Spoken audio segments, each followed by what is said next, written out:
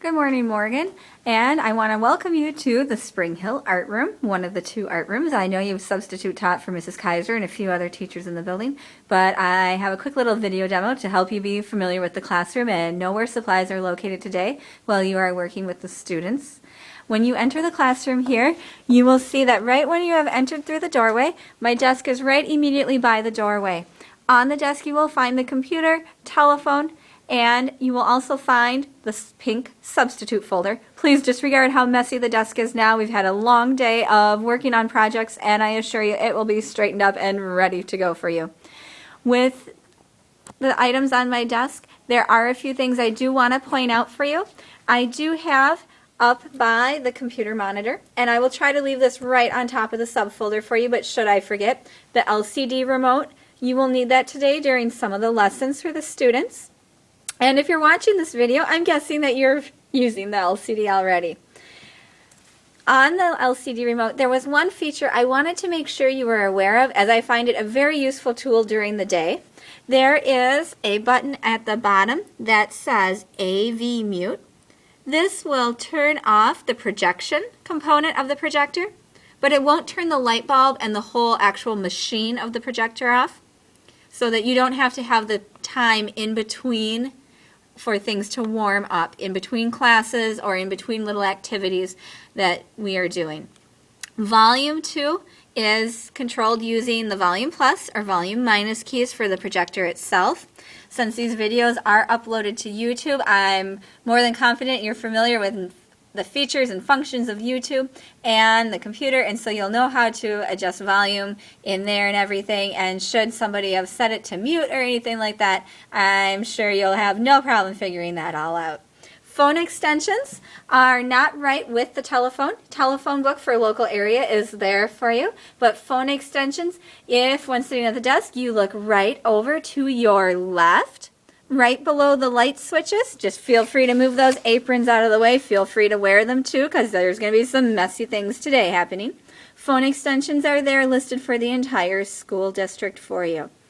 If you should need to use any of the phone extensions, to dial the phone extension, all you need to do is pick up the receiver, dial in the numbers that are needed for the appropriate extension, and it will automatically connect you. At the sink, the younger students are not able to reach the faucet handles or the soap dispensers, and so we have a step stool, and you will see this step stool on each side of the sink. For safety reasons, when waiting their turn in line at the sink, students need to be waiting down on the floor on the tiles there, and I always ask kids to make sure there's enough room that the little guys are able to step down to get their paper towel to dry their hands. Paper towel dispensers, we have 3 of them in the art room. 2 of them are located up higher for students who are able to reach at those heights, and then one of them is located centrally between the 2 sinks at a much lower level. All of the students that you will have today should be able to reach that, as you will not have 4-year-old kindergarten today. Also at the sink, here's the other side, we've got the step stool there. At the sink, on this side there is a red bin that you will see in there. Hopefully it still doesn't have a dirty sponge floating around, but it may. In here, feel free to, after the kindergartners are done painting, don't bother taking the time to wash the paint cups unless you want to.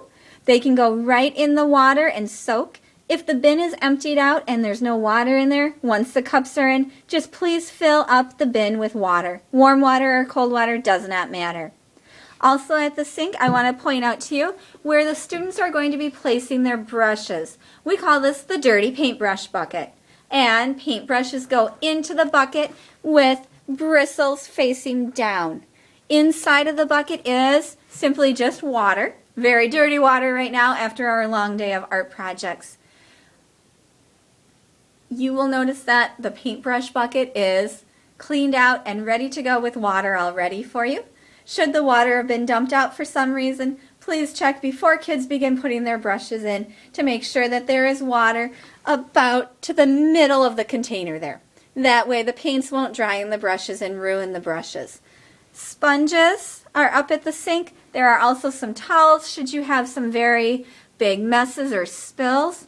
Also, if needed, is a magic eraser If any students happen to have permanent markers, which they should not, but you never know, this will take permanent marker off of the tables, walls, floors, pretty much anything.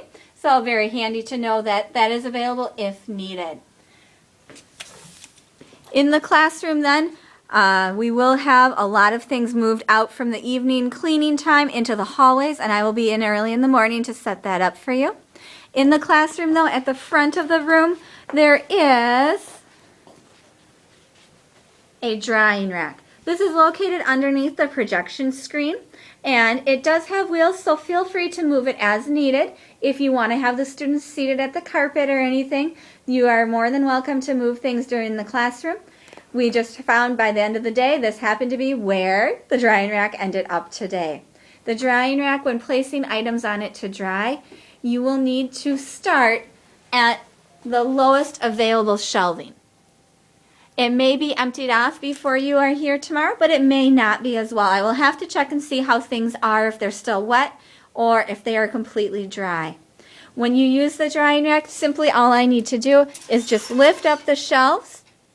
You can have the students help carry their project over and put it on there, or you can carry them over and put them on there yourself. When one shelf is full, simply put one down and go to the next one. The little bumpers in between do help to make sure that airflow can get through there and that projects don't get stuck together. The drying rack can stay then any place as long as it's inside the classroom and not blocking an entrance or exit door for us.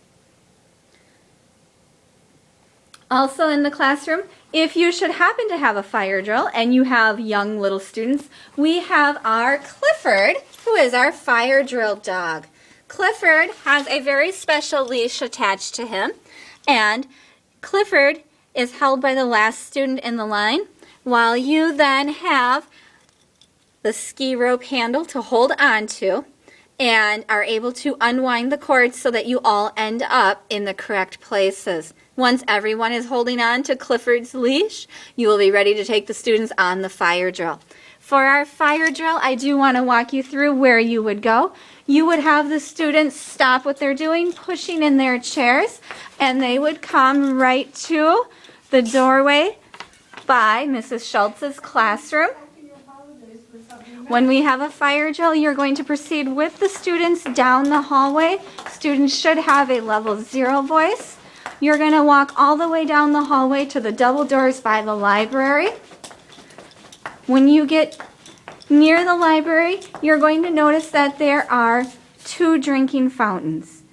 When you get to that corner, you're going to be turning right for the fire drill, proceeding to your closest exit, which is right past the special education bathroom, and you will exit through the double doors here. Out onto the grassy hill, Mrs. Rowling, who is one of the teachers in the middle school, she is our fire drill captain for door number 11 when we exit out. The information you will need to give her is who you are substituting for, which would be Miss Clauius, and then the classroom that you have of students. If you don't remember, just simply ask the first student standing in line, who is your teacher, and they will help you out with that. Once the alarm has ceased, then you would proceed back into the building with the students. Morgan, I hope this video has been a little bit helpful and not too much into great details, but I never know how familiar someone is, and I knew you hadn't substituted for me before. So I hope this helps make your day go a little bit easier for you, and thank you again so much.